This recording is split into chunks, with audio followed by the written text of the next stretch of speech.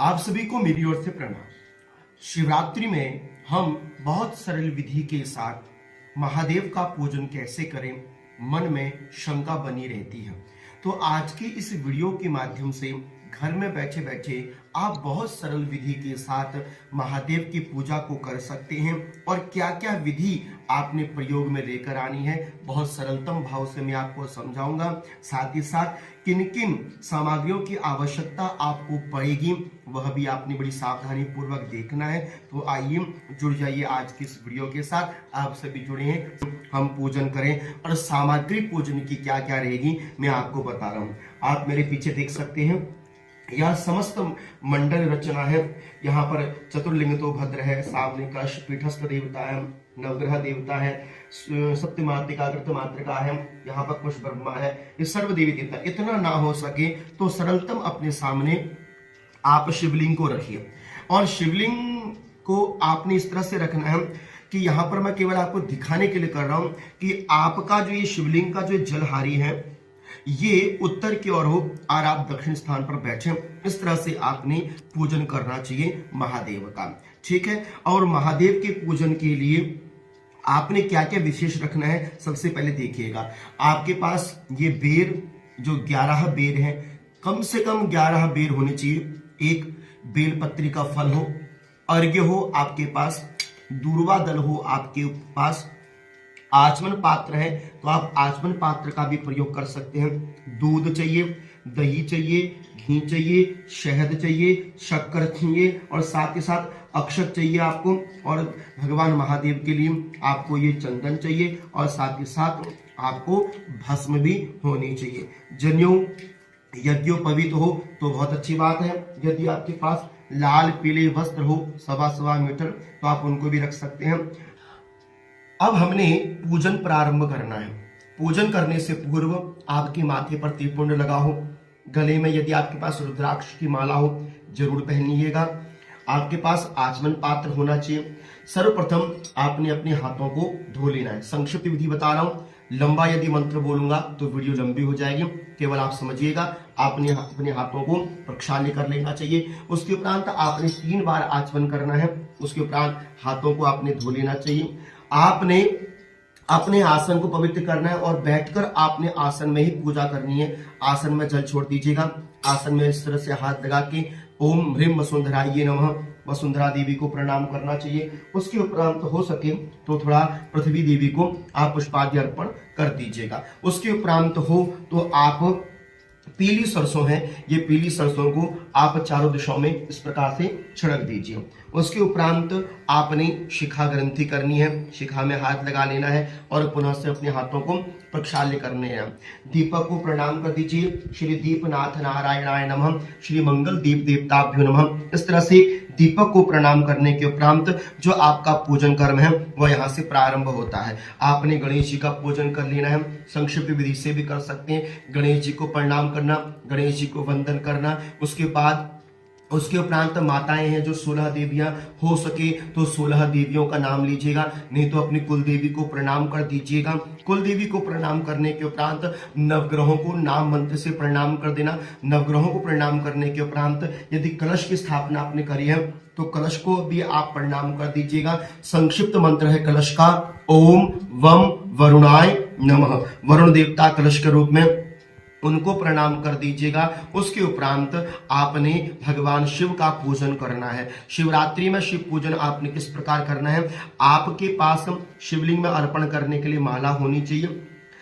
नागराज नाग देवता है, सर्प देवता आपके पास होने चाहिए। यज्ञोपवीत है, मैंने पहले से ही चढ़ा के रखी थी, आपके पास यज्ञोपवीत इत्यादि होना चाहिए। यदि आपके पास लाल पीले वस्त्र नहीं है तो आप इस मौली के धागे का भी प्रयोग कर सकते हैं। प्रथम आपने भगवान महादेव को पाद्य जल अर्पण करना है। सदैव ध्यान रखिएगा जब भी पूजन करेंगे नीचे से ऊपर की ओर आपने पूजन करना चाहिए। पाद्यम जल अर्पण करेंगे। उसके उपरांत आपने हस्त्योर अर्घ्यम, यदि आपके पास ऐसा अर्घ्य जल नहीं है तो आप ताम्र के लोटे से भी अर्घ्य जल भगवान महादेव को प्रदान कर सकते हैं। किंतु यदि आपके पास ऐसा अर्घ्य पात्र है तो आप अर्घ्य पात्र के माध्यम से महादेव को जलार्पण कर सकते हैं।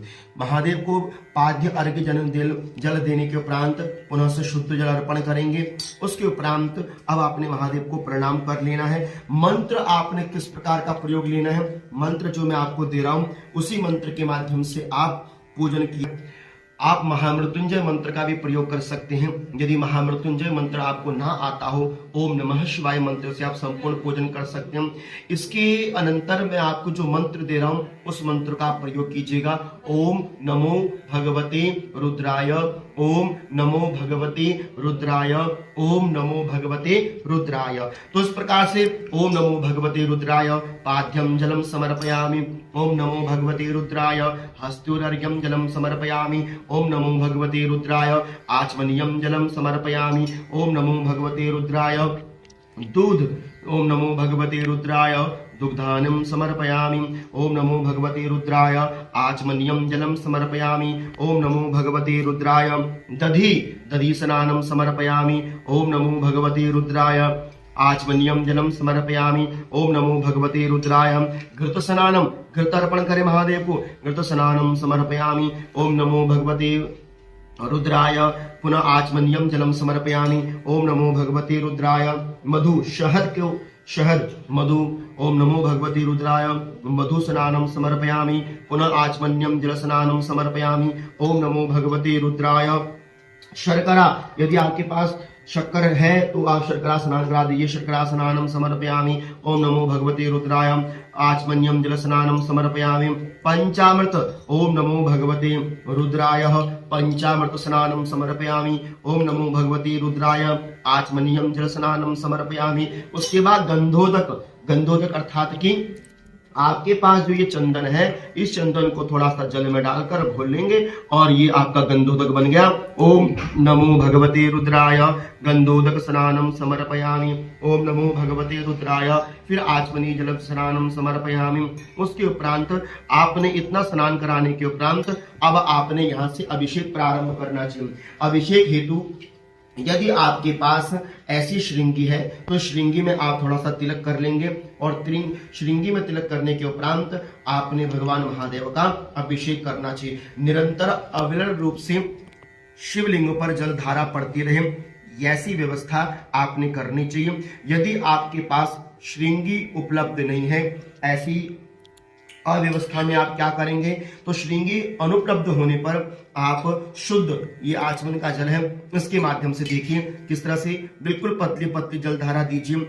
सभी सदगृहस्थियों के पास सारी सामग्री पूजा की व्यवस्था नहीं बन पाती है, इसलिए सरलतम विधि से ओम नमो भगवते रुद्राय, ओम नमो कम से कम हो सके तो आधा घंटा 1 घंटा आपने इसी प्रकार से जलार्पण करना चाहिए। नहीं तो आप रुद्री के पाठ के माध्यम से अथवा रुद्र सूक्तम के माध्यम से अथवा महामृत्युंजय मंत्र के माध्यम से अथवा अघोर मंत्र के माध्यम से शिव का अभिषेक कर सकते हैं। संपूर्ण शिव अभिषेक करने के उपरांत आपने भगवान महादेव को अच्छी तरह से साफ कर लेना चाहिए। लिंग को साफ कर लीजिए इस शिवलिंग को, ठीक है।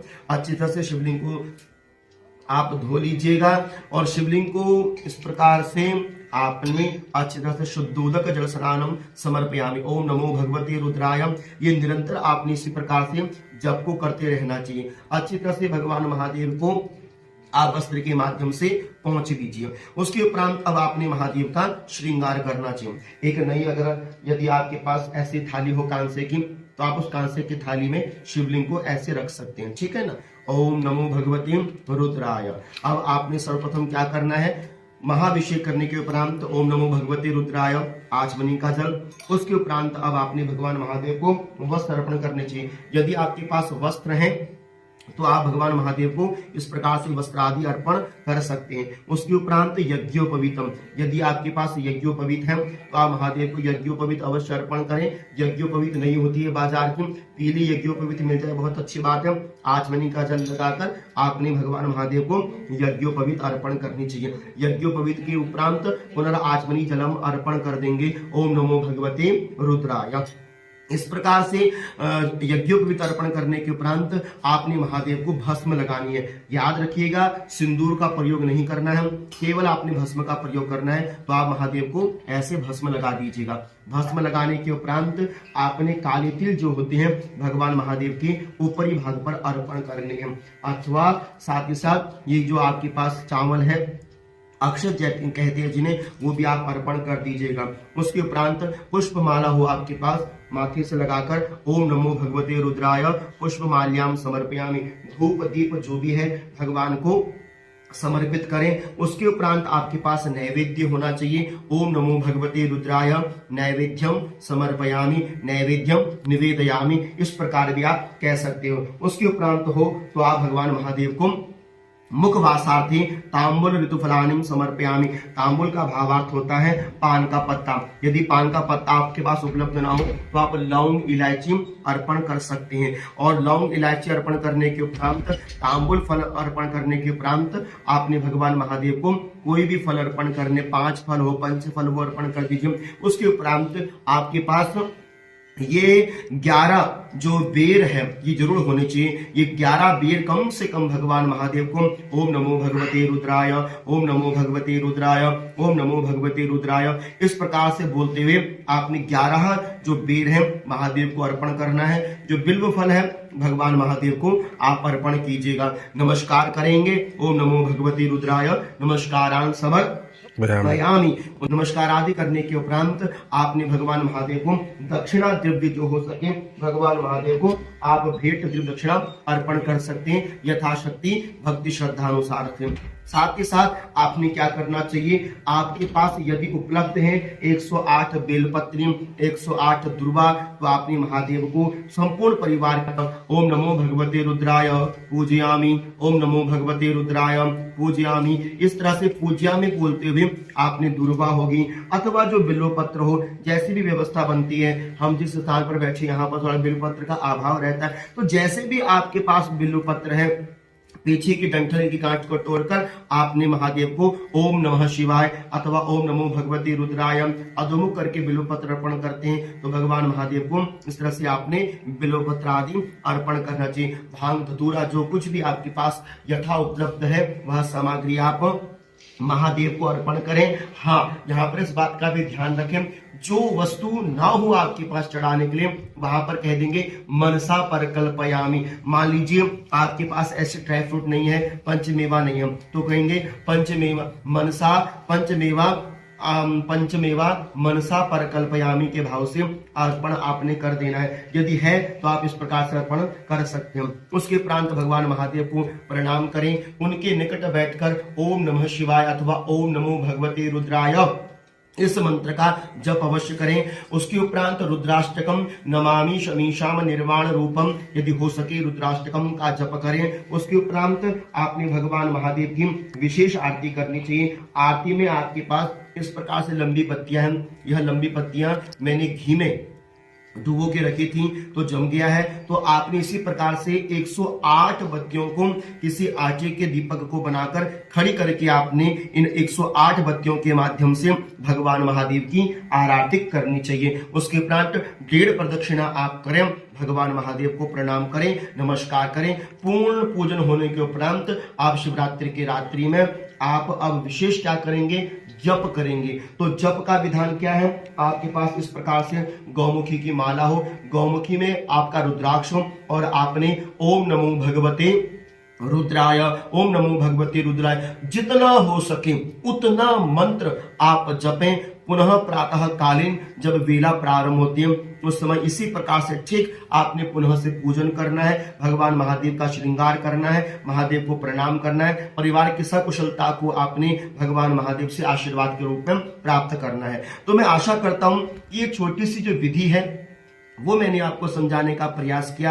आप ज्यादा ना उलझें, इसलिए इस विधि का प्रयोग मैंने आपको सरल और संक्षिप्त रूप से किया। आप इसको वृद्ध रूप में भी कर सकते हैं, विशाल रूप में भी कर सकते हैं, किंतु सरलता से जो लोग ज्यादा ना कर सकें उनके लिए ये विधि बहुत ही प्रयुक्त है। आशा करता हूं कि यह वीडियो आपको अच्छी लगी होगी।